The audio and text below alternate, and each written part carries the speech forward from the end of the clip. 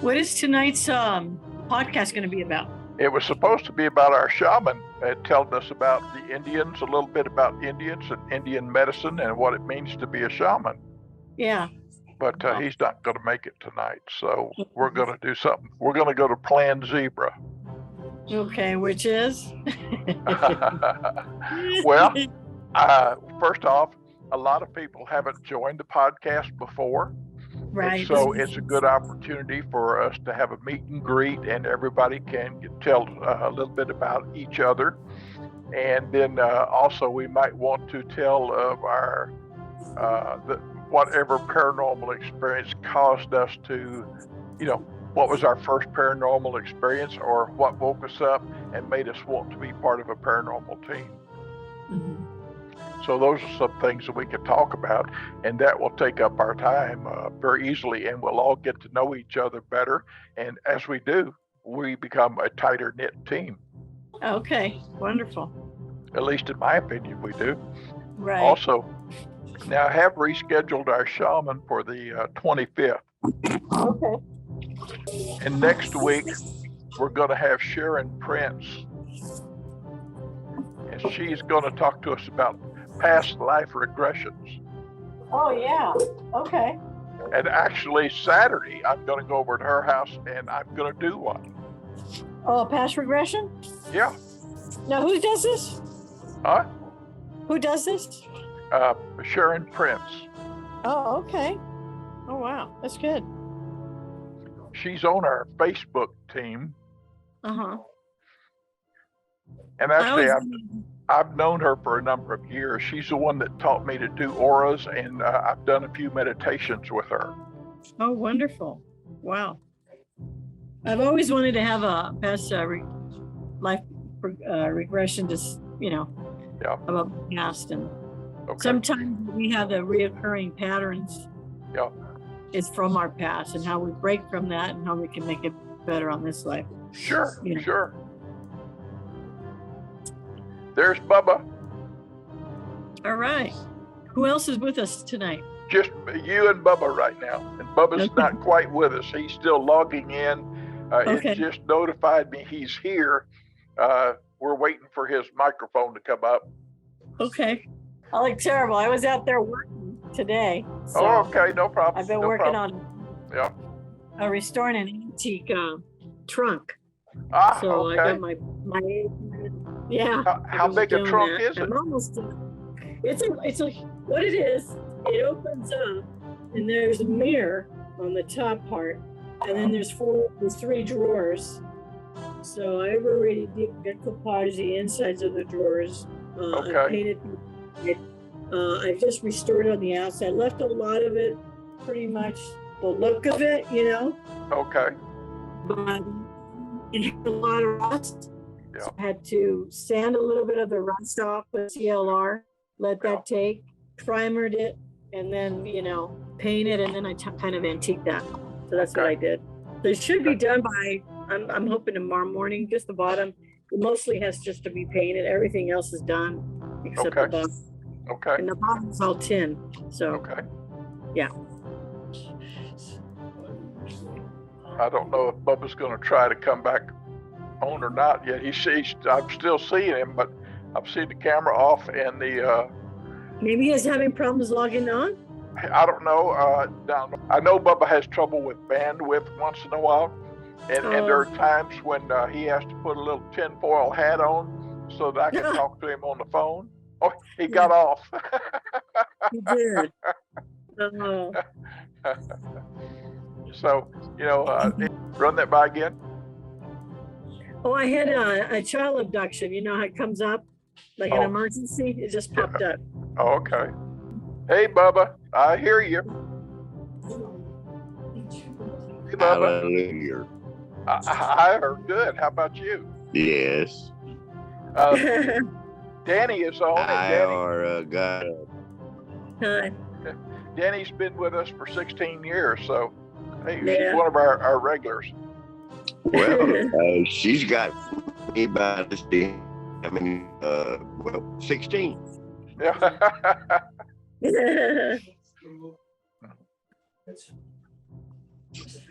Well, we sent invitations out to about 20 people. Roni was on a while ago, and she was going back to the house, and she said she'd get on her laptop. She was traveling in her car on a cell phone, and she wasn't getting very good reception, so she hopped off and decided to get back in later.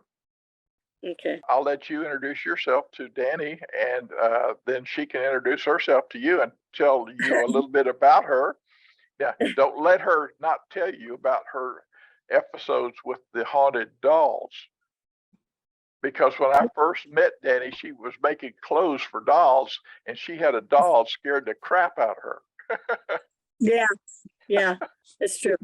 Yeah, I had that. Yeah, it was a haunted doll. So there are, objects can be They do. possessed. They carry, say, spirits, but sometimes what do they call it? We lost Bubba. Hang on. Okay. He's got real poor connection there. He's on a cell phone, and it only comes through at certain points in his house. Like I say, I keep telling him put a tinfoil hat on to help improve his reception. Does he have a laptop or just a Just phone? a cell phone, just a phone. He And needs to I've get- told him to take that phone and switch it to where it's, on the internet. So it's not on the cell tower, but hey, he's not very technically savvy. Right. Yeah. Yeah. I'm always learning that stuff. Danny's making some coffee. She'll be right back with us, Bubba. Is he on yet? Yeah, he's back. I see his picture, and I see him and hear him. Okay, I'll be right there. Okay, Just making some coffee real quick. no problem. All right. We got we got 3 minutes before the meeting officially starts, so. Okay, that's fine. Yeah. So you said he lives in Cleveland? Uh-huh. Where in Cleveland? I don't know. Bubba, where do you live in Cleveland? There he is. I see his picture, Okay. but I think his video is frozen, I think. I don't see him moving. There he moved.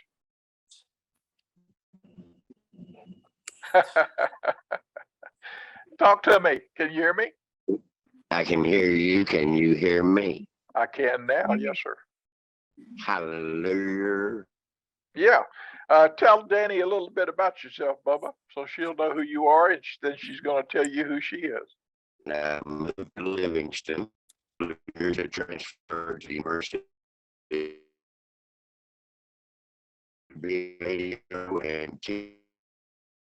Sorry to hear him. I know I can't hardly hear him either. We lost him then. There's Roni coming on and Bubba. Okay. Well, Roni, I assume you can hear us. Let's see, Bubba's back. Whoops, Bubba lost his camera again. I can Oh, hear there you. he is. Okay, Bubba. I Saw Ryan was to go back on, but I can't see you guys, but I can hear you. Okay, very good, Roni. Glad to have you on. Thanks. Glad to be here. Everybody, Roni is the one that has done some music for us that I put in one of the videos as background music. She sent me 4 more today, so I can do 4 more videos with fresh, brand new music. Didn't cost us anything. She donated it to us. So, and Bubba, she is the one that sent that one piece of music that I sent you before. She created that. oh, I she like did? it. I like it a lot. Yeah. Well, you're going to like these others she did. She sent me 4 more today. I can't wait. Okay. Okay.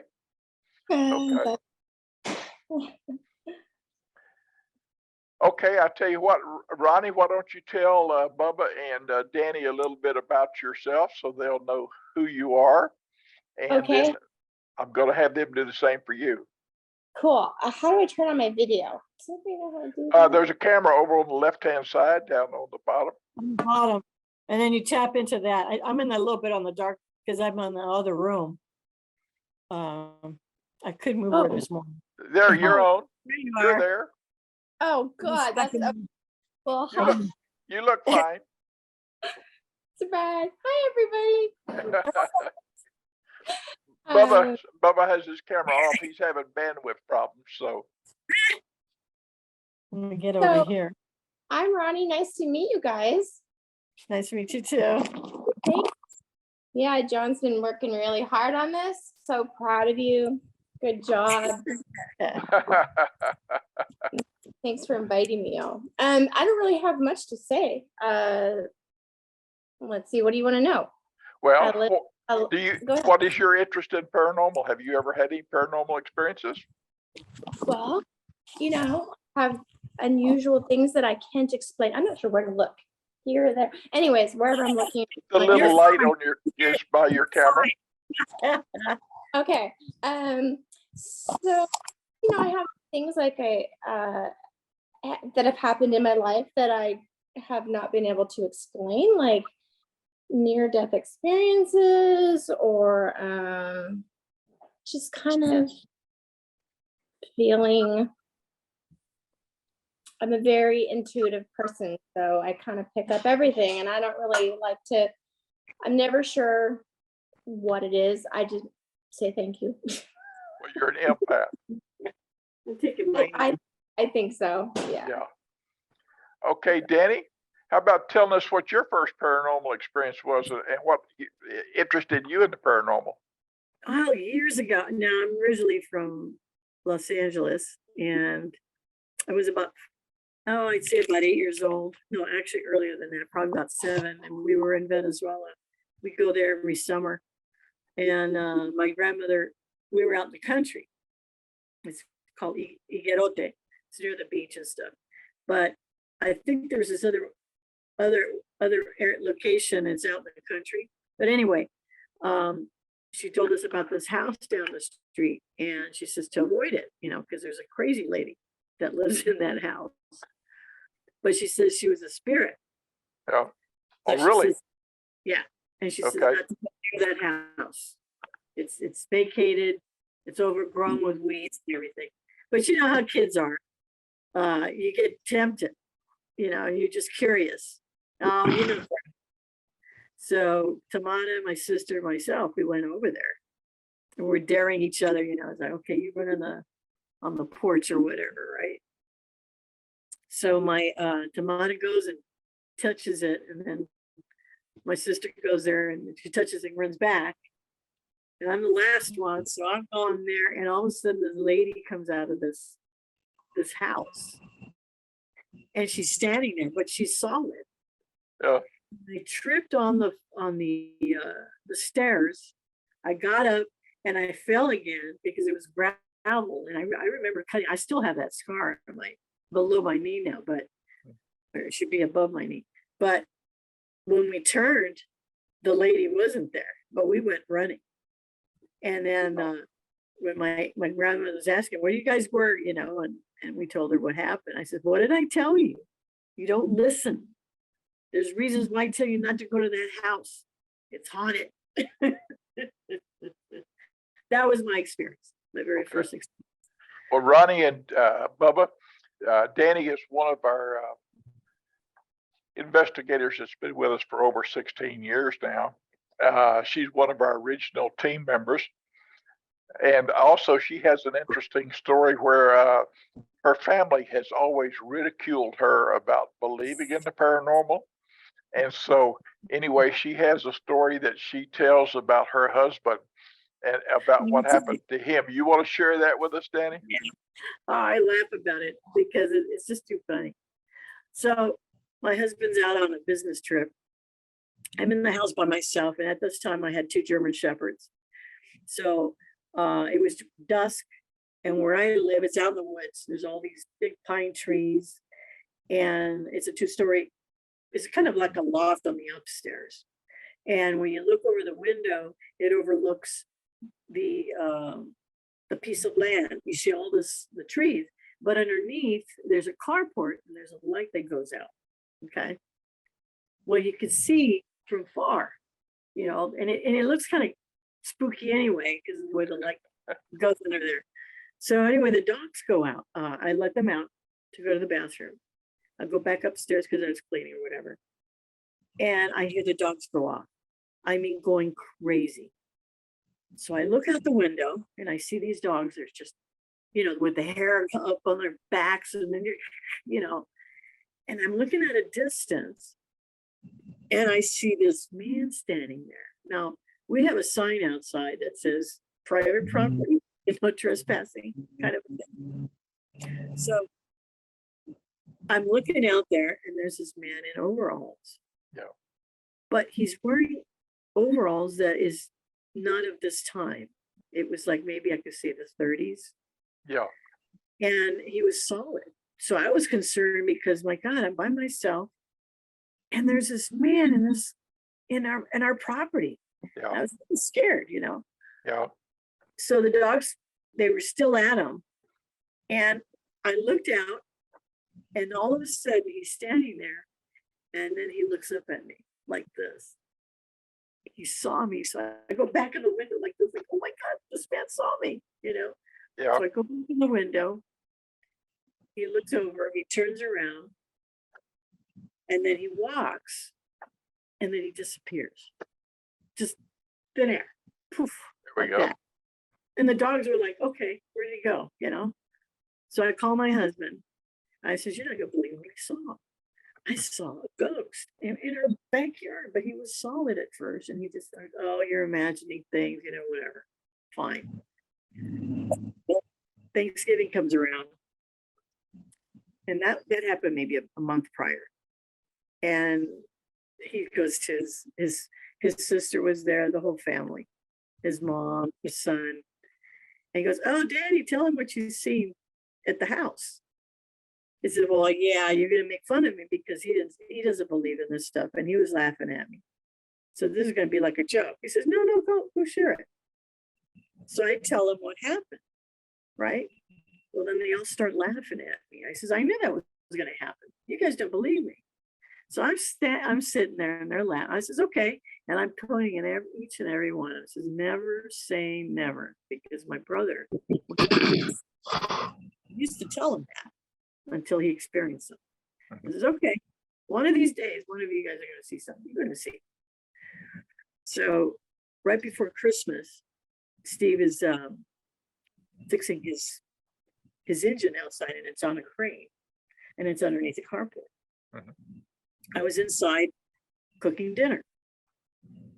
Then he comes in and he closes the door, and he's just standing there. I go, what's the matter?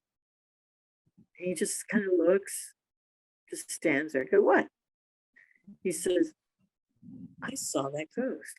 I saw that man. I know him. And I go, how did you think? He goes, well, I was trying to figure out where maybe it's my shadow, and it wasn't, because he was right in front of me, and he was looking to the side, and he was looking to see what I was doing.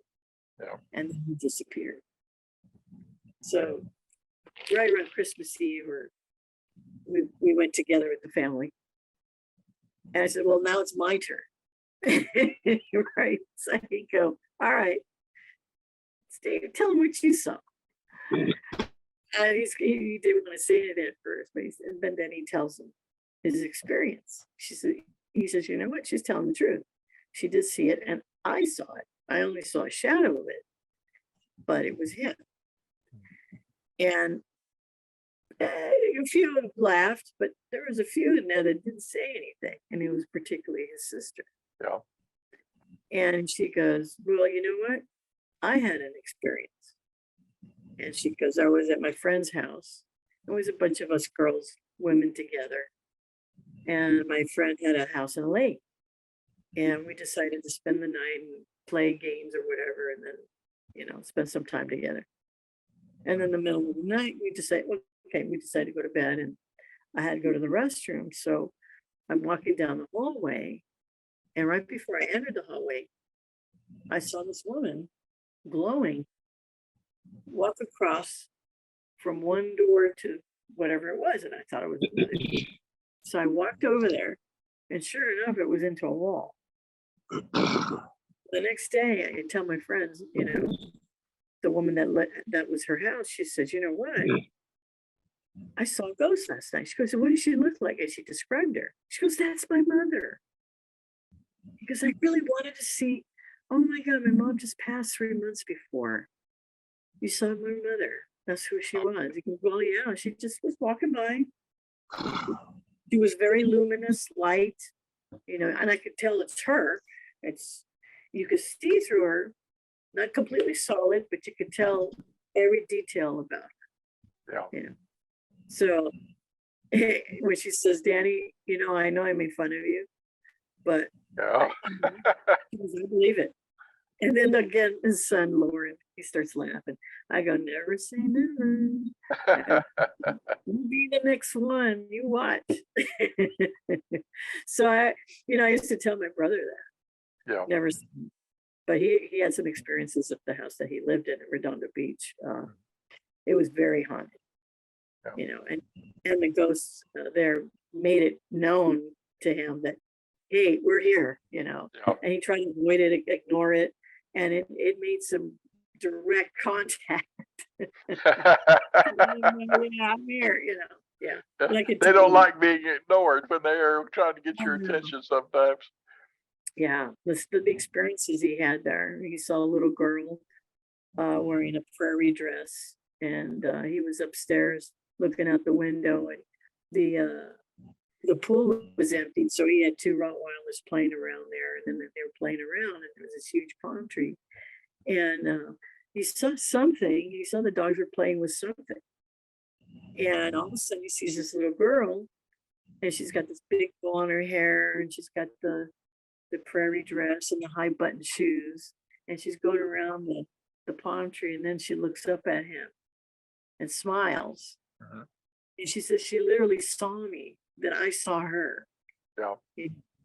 And that was and she was so sweet. And then she walked, she ran around, and then she disappeared, Yeah. But that's when I really realized that's one of them that I experienced that was pleasant in the house, Okay. Yeah. So, but I used to tell him never say never, and he goes, you're not full of shit. He used to say like that. Yeah, you're so full of it. I go, no, I'm telling you, they exist. Yeah. Our souls never die. We choose to visit. Mm-hmm. We choose our loved ones. You're right. They can appear in our dreams or whatever. Absolutely. Absolutely. So I truly believe in that. Yeah. And my other experience was, I was getting ready for work at 5:30 in the morning. I was a wire operator, cashier. I went out, and I had my little Carnegie car, and I lived above a hill, and across the way was a ravine. And when I pull out, I always look over my shoulder, not just the mirror, but over my shoulder to make sure because these cars come flying down. Right. Before I pull out, but it was 5:30 in the morning. And before I could pull out, I saw a flash, a blue flash, but I saw the face of my uncle. Oh, wow. When I woke up, I was down in the ravine, inside the car, and my chair completely came off the wheels, turned around, and I was facing the back window, and I was like this underneath the dash, and I was wearing a seatbelt. When they brought me into the ambulance, I was telling the firemen and the people there, he says, hey, I saw my uncle's face. And then at that time, my ex-husband, oh no, that's so, I says, no, I saw him. He was there. He was there to protect me or whatever, or not to see any of this. But I truly believe my uncle was there. Yeah. So they went me to the hospital, and I was telling everybody about my experience. And they were saying that we hear all kinds of stories, that kind of stuff we do. So what happens is the next day, my aunt, my two cousins come to visit me, and my husband was there at the time. And my cousin says, hey, my aunt wants to talk to you. So he gives me the phone, and my aunt says, your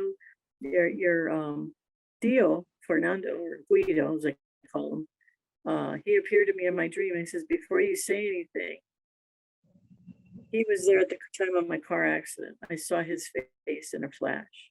She goes, yes, he wanted me to tell you that. So he appeared to me at that moment. Yeah. And it turned out that the way the break in my neck was, as one of the doctors saying, was a miracle. He never seen a break like that I was able to. He says I would have never made the accident. Had it been the other way, but it was completely, yeah.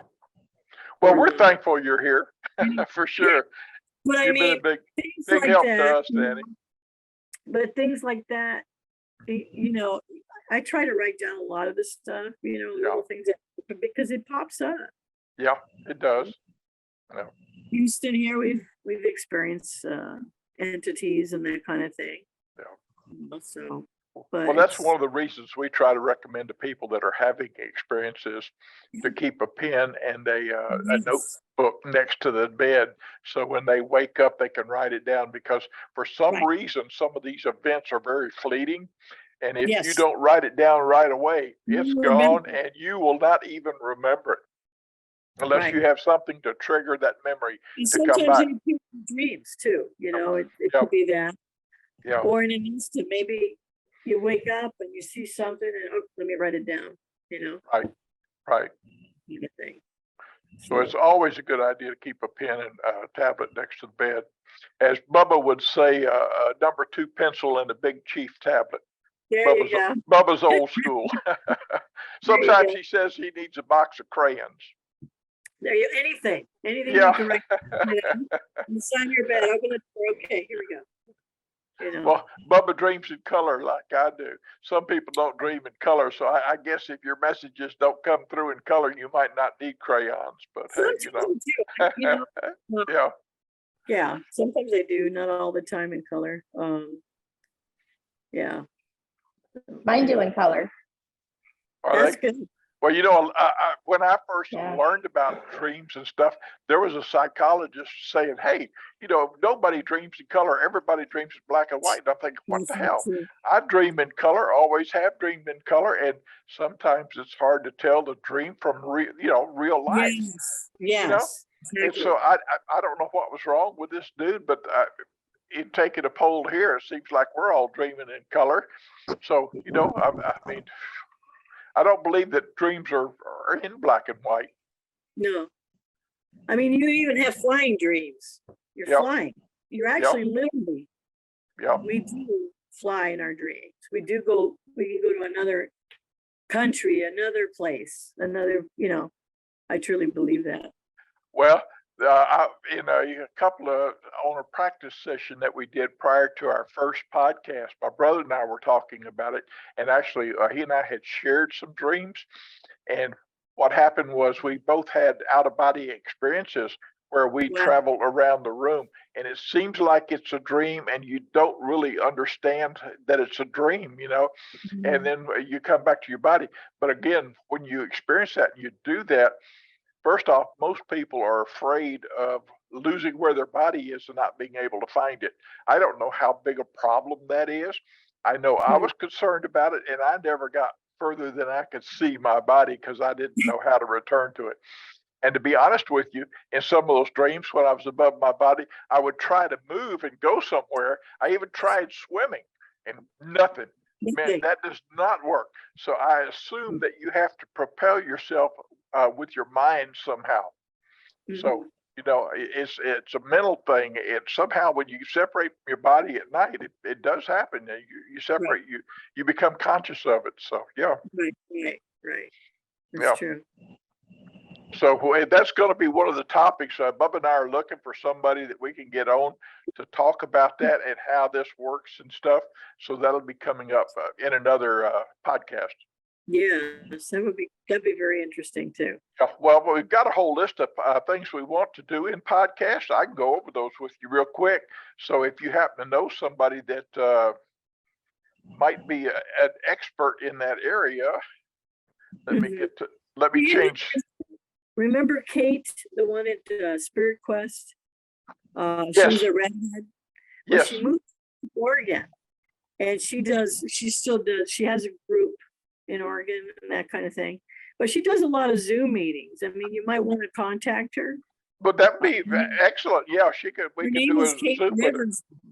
It's Kate Rivers. She recently. Okay, if you got an email for her, send me the contact info. And see what she can share with us, some experiences. What she'll share. She does past life regressions, all kinds of stuff. She's very knowledgeable. So maybe she can join us with some of the podcasts. I think she would. I'll ask her.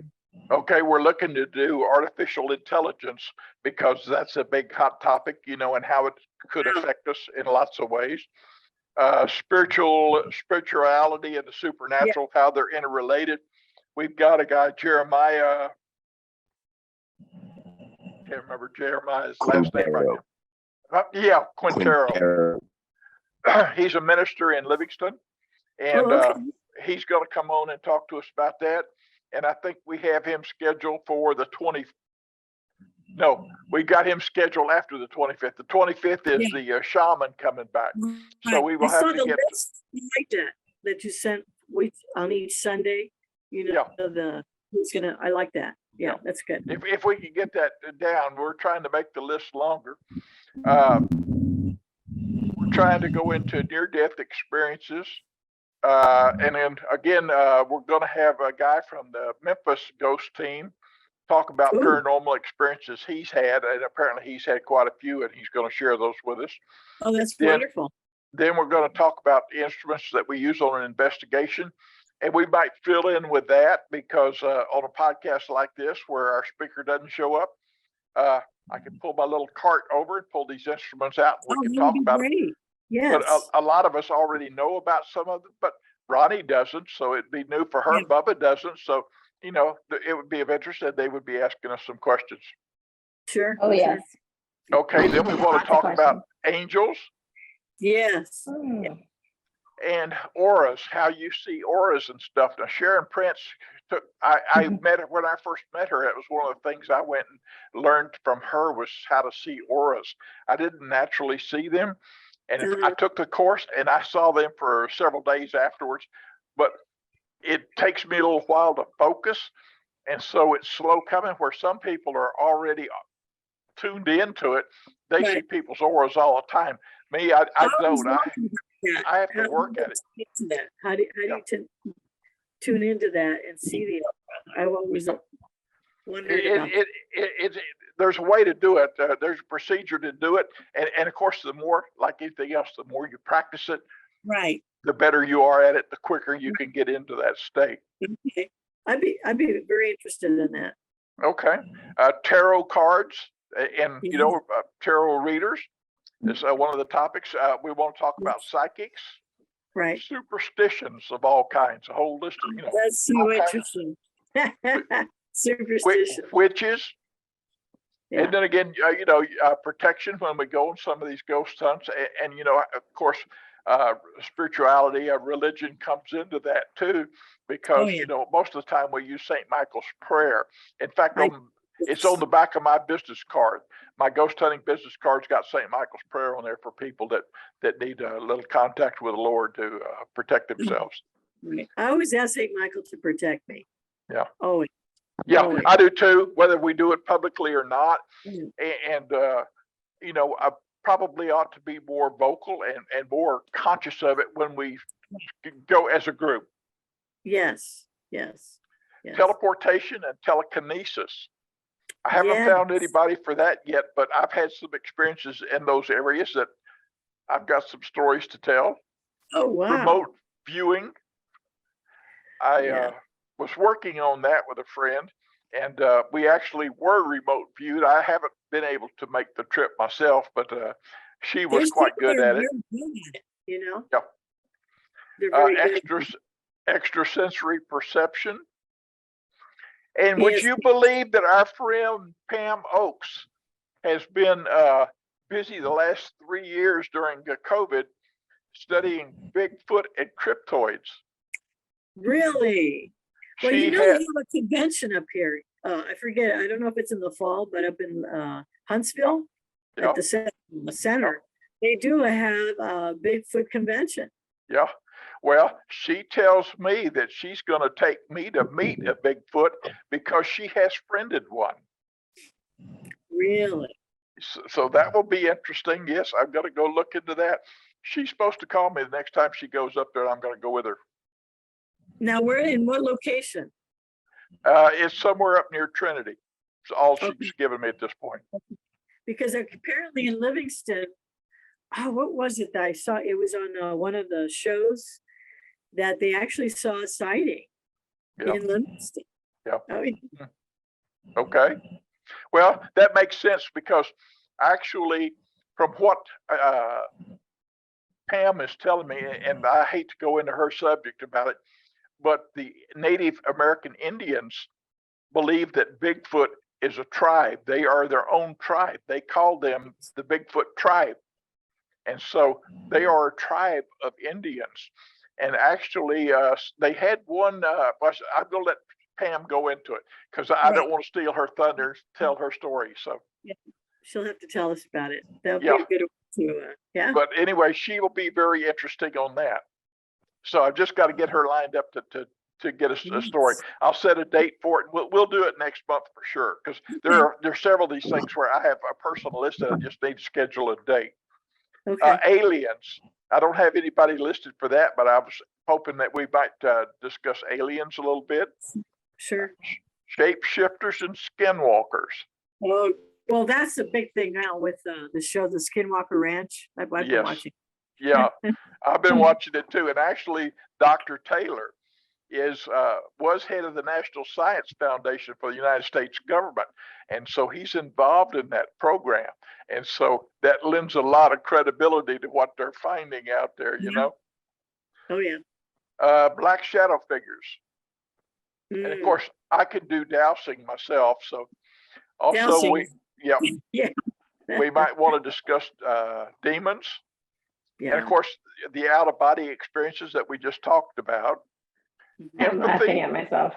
Yeah, empathy, dreams, psychokinesis, clairvoyance, telekinesis, numerology, and the angel numbers that are mentioned in the Bible. Hospitals and hospice testimonials of people that have had near-death experiences, you know, and things. We'll go into EVPs and EMFs because collecting EVP is an art, and everybody always needs training at it. And of course, there are lots of programs you can use. EMFs can be dangerous. Bill Vail and his group up in Dallas, they pull the internals out of a pump motor, electric motor, and they ran electricity through it, creating an electromagnet. And they actually made part of their team sick, and they were damaged from this electromotive force. They generated such a high EMF. And so those are things that we need to be aware of. They can cause you physical harm and damage.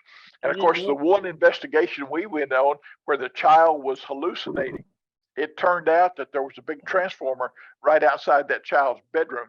And we were getting real high EMFs there. And so we told the gal to go talk to the apartment manager and relocate, just move to another apartment, get away from that transformer, and that would go away. And we never heard from them again, so I guess it worked. Well, it's so dangerous that they're finding out that it can cause cancer. Oh, really? Okay. Yeah. Yeah. Okay. That's it's not good to live near. Yeah, high readings. Yeah, there are certain readings you should not be around. Absolutely. We're going to talk about, get somebody to talk about chakras. Yes. Crystals and crystal skulls. The lion people.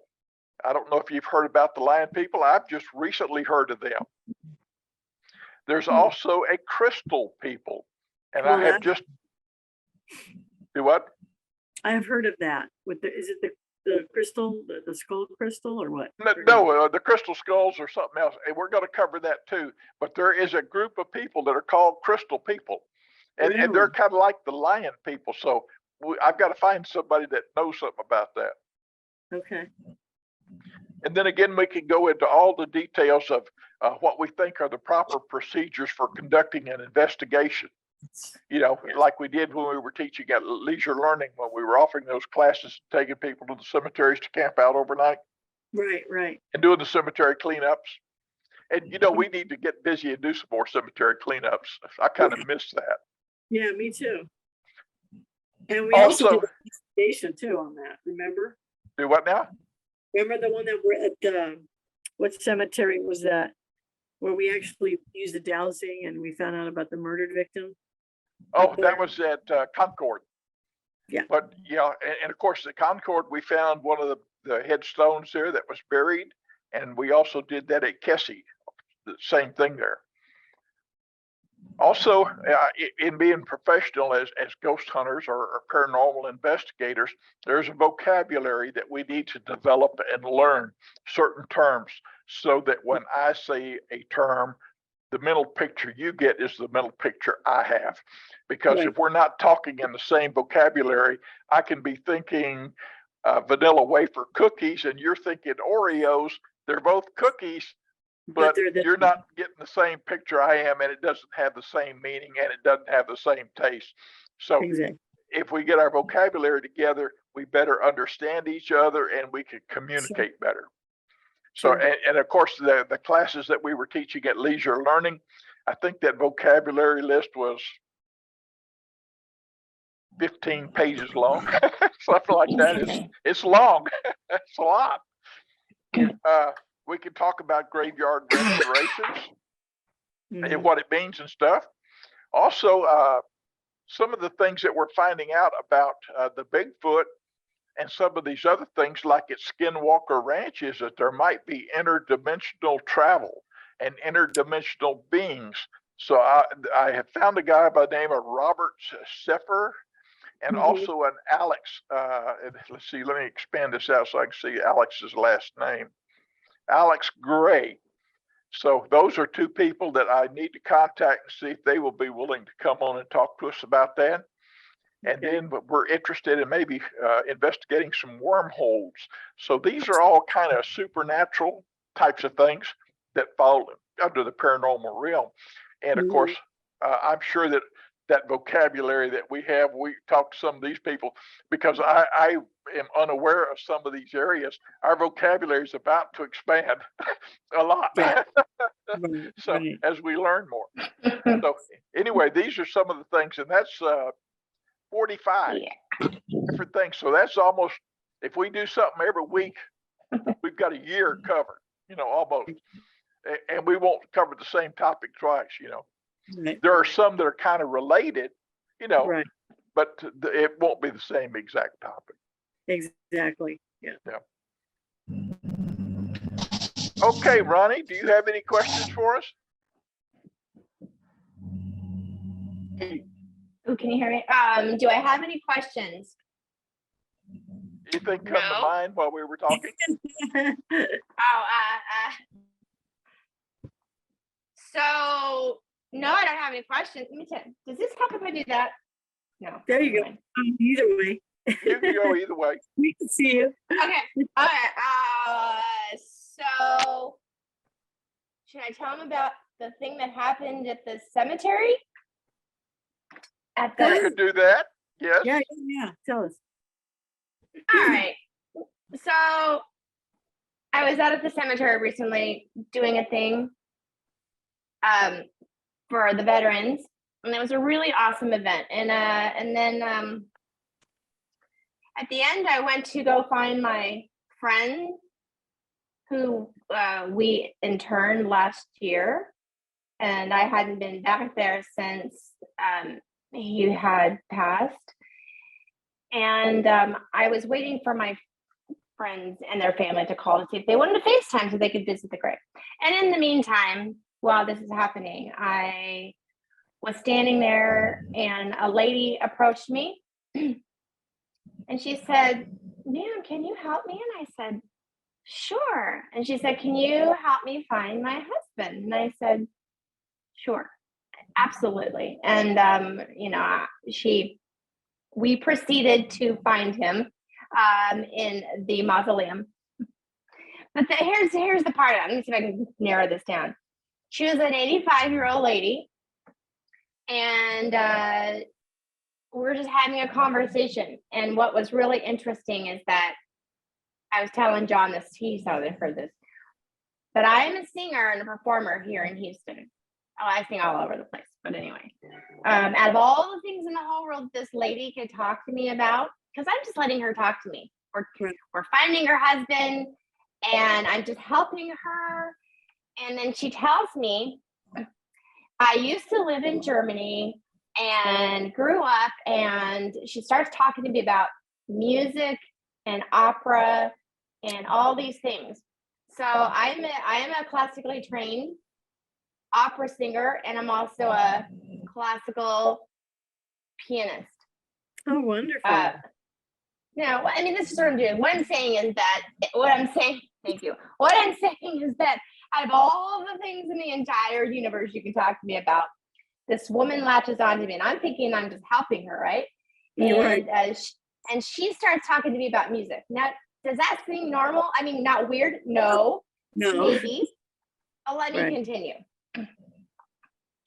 So she starts talking to me about growing up in Germany. She starts talking to me about how when she was growing up, she was only allowed to listen to classical music, and that her family would take her down to the music halls and she would listen to these great composers.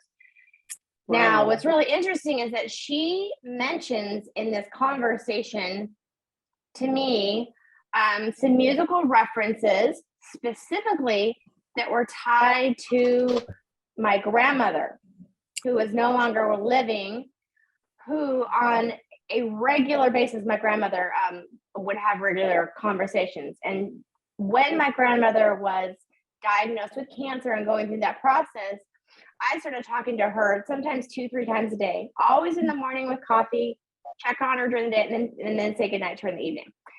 As she got closer to her death, and she's not quite to hospice yet, we're having more detailed conversations about, the other side and passing, and what she initiates the conversation about, I wonder what it's going to be like, and this and that.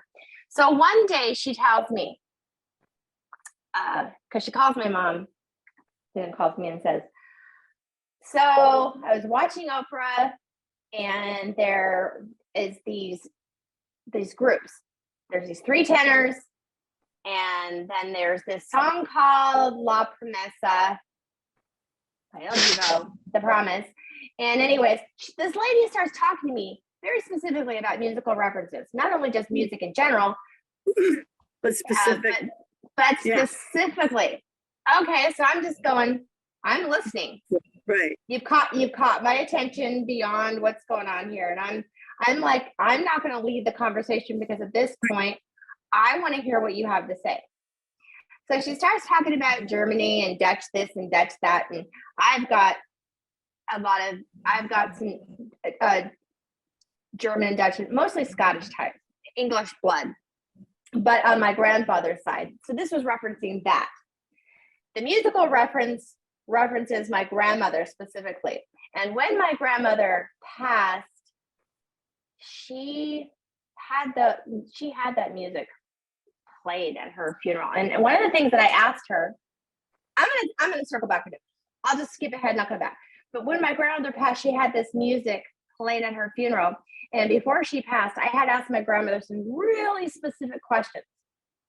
And I said, listen, when you get to where you're going and you are able, I just need to know 2 things. I need to know a couple things.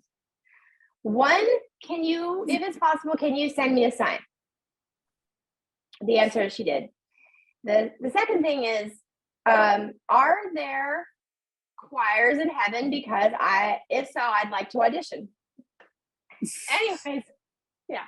So anyway, I also got an answer for that, to which I got physical proof. Yeah. I'll come back to that. But anyway, that's kind of like the short story of like my grandmother, the music, and this lady. So now we're going to go back to the cemetery. I'm engaging with this woman who's talking about her husband. She starts talking about music.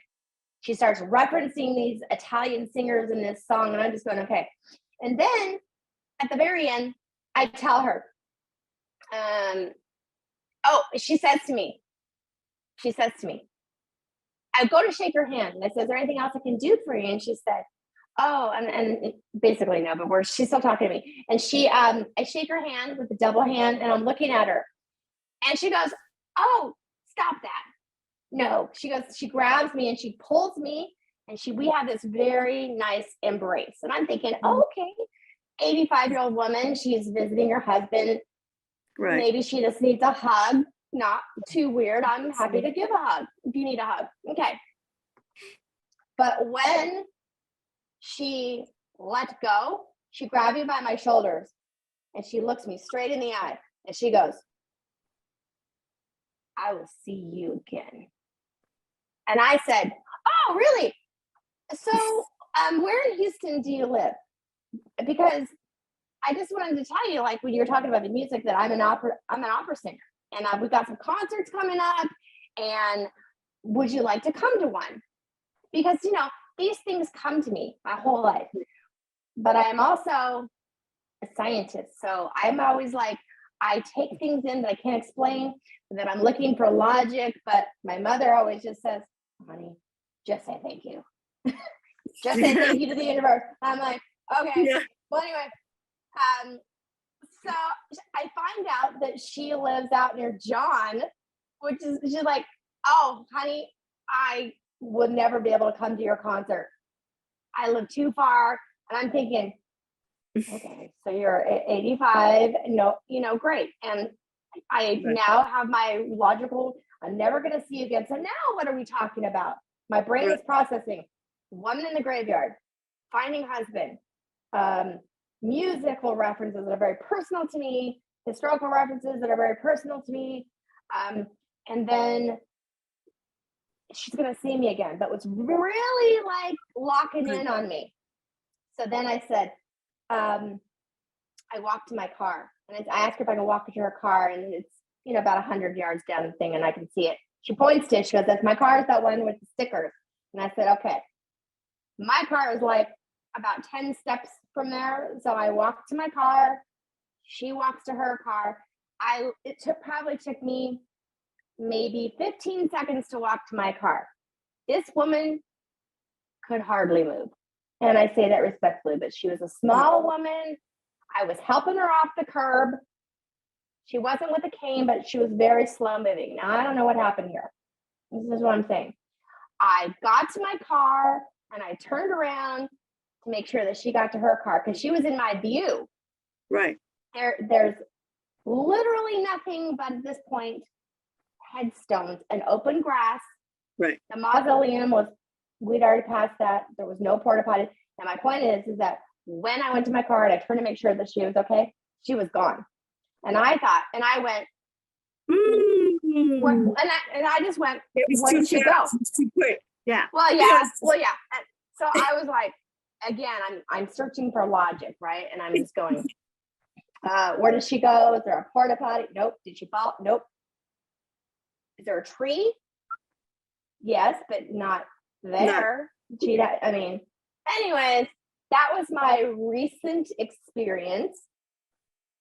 And it was really interesting. And I don't quite know what to think of it.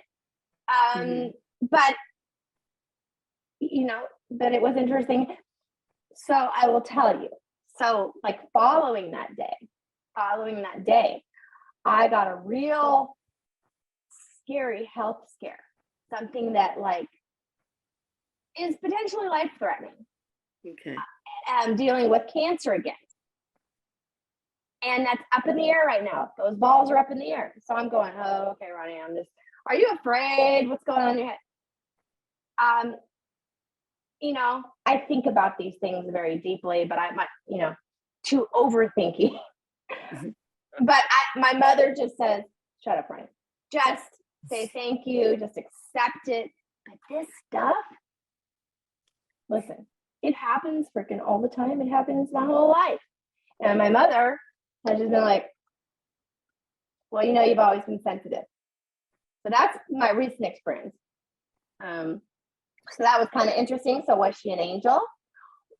Did she run away somewhere? Was it nothing? Or is she sending me a message that like about if I'm on the, if something does happen to me and what I'm afraid of happens, is she going to be greeting me when I pass over? Is that the message? Or was it random? I don't know. Okay, now when you told me the story originally, and I told you what my feelings were, you told me that there was something very familiar about the eyes. Oh, yeah, John, thanks. So, what an idiot. I looked in her eyes. She had something really familiar about her eyes that reminded me of my grandmother. There you go. The feeling I'm getting from this and the way I read what happened and what I sense about the whole thing is it was your grandmother, to be honest with you. She She came to presented visit. herself in a different appearance because if you had seen your grandmother there, you might have had a heart attack and died. Like, what are you doing here, Grandma? You know, it would have been a very big shock for your system. So Yeah, she maybe.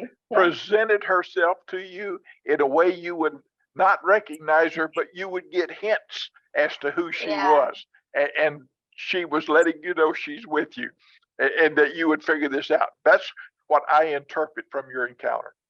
Yeah, it was really weird. And, you know, for me, it's kind of like my brain always has to analyze everything to the nth degree.